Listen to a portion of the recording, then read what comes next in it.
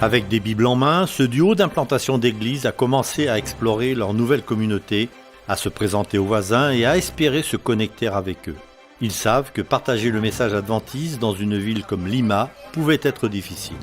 Avec une population de près de 10 millions d'habitants, la capitale du Pérou est l'une des villes les plus grandes et les plus actives d'Amérique du Sud.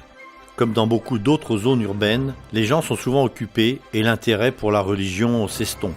Il n'y avait pas de congrégation adventiste du 7e jour dans cette partie de la ville jusqu'à ce qu'une famille adventiste locale décide d'en fonder une.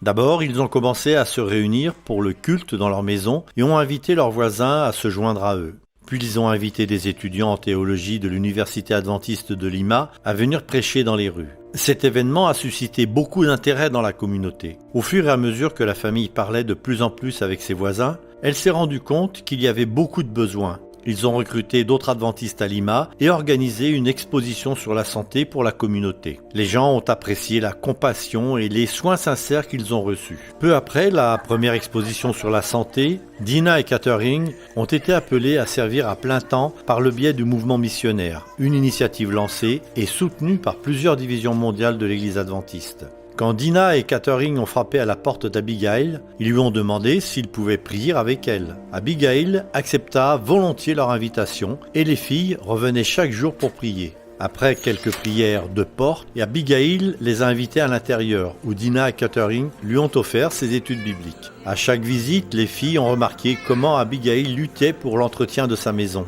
Elle avait une grossesse difficile à l'époque et avait un autre enfant dont elle devait s'occuper. Souvent, elle se sentait si mal qu'elle ne pouvait s'occuper des tâches ménagères.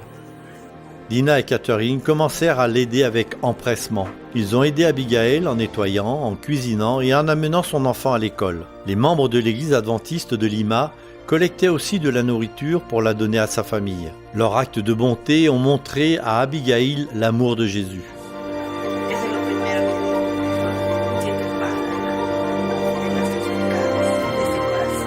Cela fait plusieurs mois et Abigail attend toujours avec impatience les études bibliques hebdomadaires. Elle n'est qu'une des 40 membres de la communauté que Dina et Catherine visitent régulièrement. Grâce à la méthode du Christ, Dina et Catherine ont aidé à implanter une nouvelle église dans ce quartier où environ 30 personnes adorent chaque sabbat.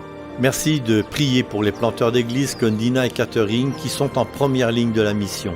Priez pour qu'il y ait toujours autant de compassion pour atteindre les autres personnes pour Christ. Merci de soutenir la mission adventiste.